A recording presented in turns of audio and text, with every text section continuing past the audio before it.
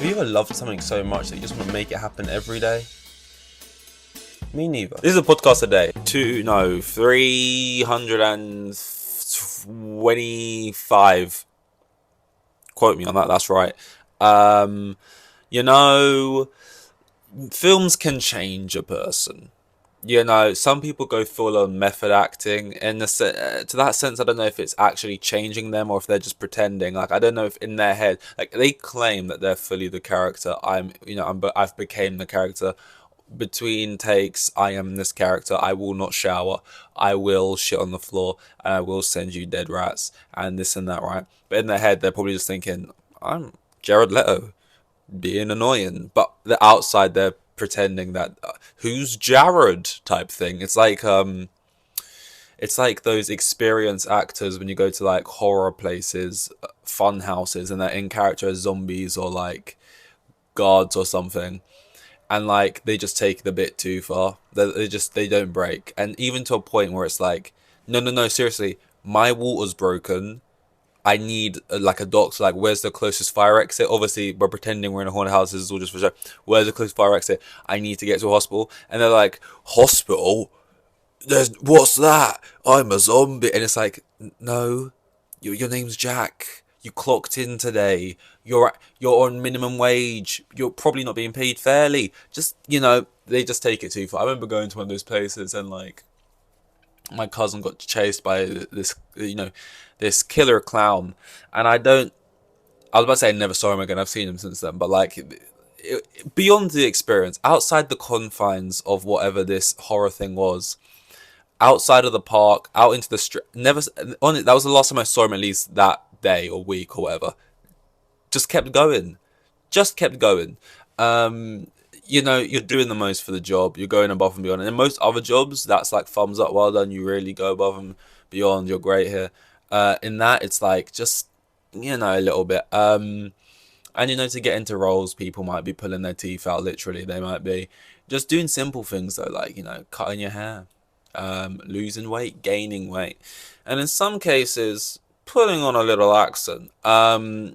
But in less cases, keeping the accent after the fact.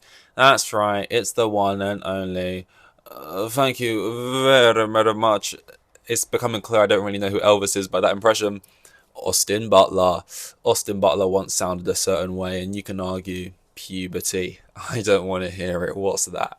No, you could argue a lot of things. It kind of seems like he auditioned for Elvis, had to do this deep kind of southern kind of Elvisy, I don't know where Elvis is from, voice. And then afterwards it just kind of stuck. He was talking with it for however long I was filming for. And it stuck, or once again, this is a Jared Leto situation. He just kind of thought, this fits me better. I feel cooler doing this. I'm just going to pretend it's stuck. When realistically, if you catch him off guard, tap him on the shoulder out of nowhere, scare him or something, it'll probably go back to, oh no! And then you have to like pull it back on. I'm not entirely sure. But he's went into other films now. Obviously, he's still not got to do that voice. And this would lead to the fact that he's not just putting it on, because apparently he has now had to go to a dialect coach to rid himself of the plagues that be the Elvis Presley voice, which I get it, I get it. I get it. It was fun. It's like a new car, midlife crisis type thing he went through, and it was fun for a while. But then he looked at himself up and down in the mirror and just thought, what am I doing? It's 2023. It's not the 60s or whenever Elvis was doing his thing and shaking his hips, And I got other jobs to do. They want me to play gang members. They want me to, be mafia bosses. They want me to, be pilots, and they want me to be in Dune, and they want me to be race car drivers, and they want me to be this and that. That's the job. And I sound like this, so he had to, apparently, he's gone to see like a dialect person to get rid, to just to like restore what was once there, which is kind of crazy. He's went for like a dialect exorcism. He's exorcising the spirit of Elvis from his lungs, and that sounds dodgy, but look, I get it, man. You got to get rid. It's like tattoo removal. They say it's irreversible, but really you can do it. It's just not ideal. And I don't know what that looks like. I don't know if it's lighting candles, seance style, sitting in a corner, cross-legged, holding hands, big star on the floor. You know what they had to do to like rid him of that spirit, but I'm sure he'll feel much lighter for it regardless after it's done. You know whose year it really is, and when I say it's their year, what we really mean is it's their few years. That they're gonna be the moment for a while. Margot Robbie's kind of had that. She kind of has that every now and then. It kind of crops back up. It's like it's my year again, and I'm back as now. It's my year. You know, and for it to be a year, you just gotta have a bunch of good news. You just gotta be in a bunch of good shit. You know, you know what? And sometimes it's not like it really even is you doing a bunch of stuff in that year. It's like you could have filmed something 4 years ago and just had a really long post production. You could have filmed something this year and it comes out this year. You could have, and all of a sudden it starts to line or whatever, and all your shit's coming out in the same year, and it's just like shit. I'm having a great year, when really my year's shit. I've got nothing. My wife left me, and she's taken the kids. But everything's coming out this year, so it looks like I've had a really great year, when really I've done fuck all. I'm not saying that's the case, but Coleman Domingo, who is nominated this year in the Best Actor category, I remember him being someone who I've only seen on Euphoria, really, and everyone was saying he's a great actor, he should be in more stuff, he should get more recognition, he doesn't get enough roles. And then all of a sudden, everyone kind of agreed and started giving him roles and stuff. Big role in a kind of Oscar-y kind of film, gets nominated for it. Fair. Playing Michael Jackson's dad, I was talking about that biopic. I feel like now I'm subscribed to it.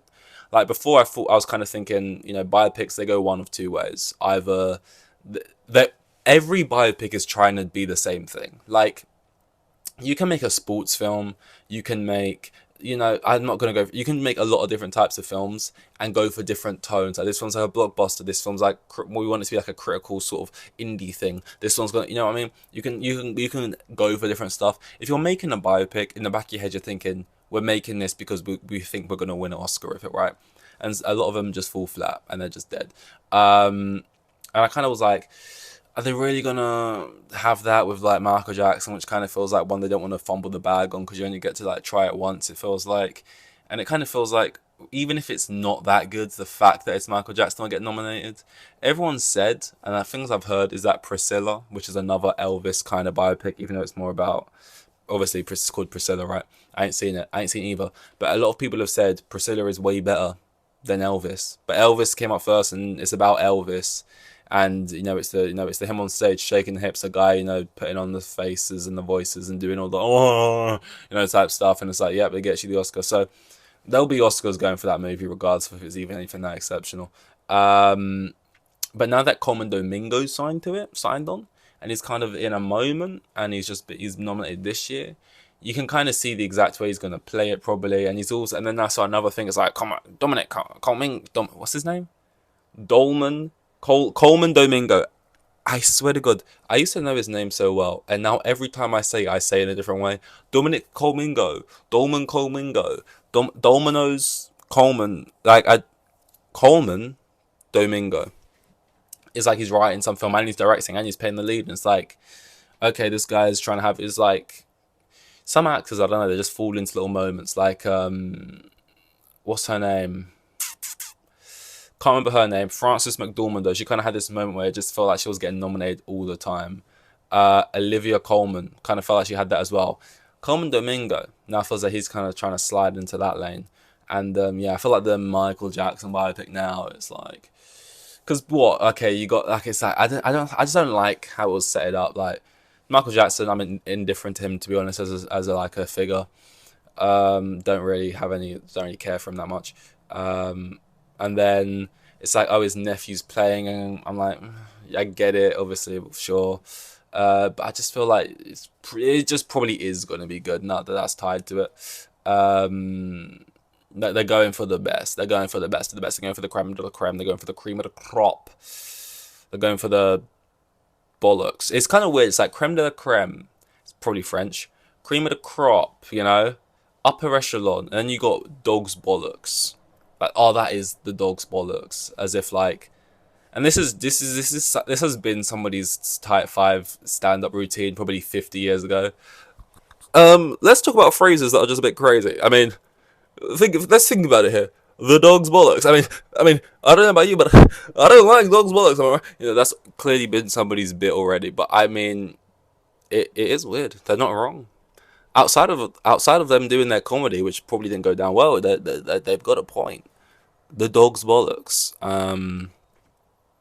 I don't even know why I'm saying that now. Now I'm just saying dog's bollocks, and now I've said it so much, I'm actually vividly thinking of dog's bollocks, which is just awful. And do dogs even have bollocks? They get them chopped off, really. Maybe that's why it's the phrase, because they're special if they still have them, because most get them chippy chopped, which is crazy. It's like, man, just take all of it. If you're gonna take the balls, just take it. Just take the lot. Imagine a human with no balls. But anyway, maybe it's not that weird. I mean, it's not weird. They all get anyway. What else we got here? We got a couple of other stuff. But honestly, I'm doing this during half time at Chelsea, Aston Villa. They did score, but it was disallowed. We should have scored multiple times, but we haven't. It's kind of looking like one of those games. I'm hoping it's not. I like the FA Cup. I like being in the cups as long as possible. You know, seeing the talent and stuff. I like the idea. You know, seeing people come on, get a chance. And we're not in Europe, so like, you know, I got no reason to be like, oh, I don't really mind if we got the cup because, you know, we're trying to focus on the league and we're going to go far in the Champions. But we're not in Europe. And we're not in it. And the other tournament's going to be done soon. It's just the final now against Liverpool, and then that's done. So it's like going along with the league, another little thing, rotate the players around, see who else, you know, wants to put their hat in the ring and say, I want to play, I want to play. And it's 0-0 at the moment. We've been dominating, but it's just similar to many games first half of the season, really. Basically up until about a couple of weeks ago. What am I saying? Like second half's been amazing, but like up until about a couple of weeks, that's just been us dominating games, doing well, and then losing 1-0 in the second half, and therefore losing the game. So I'm hoping that's not the case. Second half should be starting in a moment. I need to pee. For some reason, whenever I do this, I do like a try not to pee challenge, because I need just to pee before I start. It's not even like when you're in school and it's like, yo, teacher, miss, may I go to the toilet, please? And then like, why don't you go at break? And you, in your head, you're thinking, break was almost 2 hours ago. I didn't need to go at break, or maybe I did, but you know, I hydrate well. I've been drinking my water. I need to go again. This is actually not like that because I could have went at break, and I thought, no, I'll hold it as some kind of, you know, some kind of, you know, challenge. Body v piss. I was sort of trying to do man versus food in my head. I don't know what I ended up saying, but yeah, some kind of like endurance challenge is what I was trying to get at. It really, I'm probably just damaging my insides. Can you like burst from the inside? You definitely can if you hold it long enough, and I'm nowhere near that point, and I don't want to get anywhere near that point. But yeah, sorry, this whole last 4 minutes has been absolute drivel, ramble, dregs of the bottom of the barrel. But yeah, no, oh my god, I genuinely don't say that on purpose every time. 325 maybe, so the next one is 326.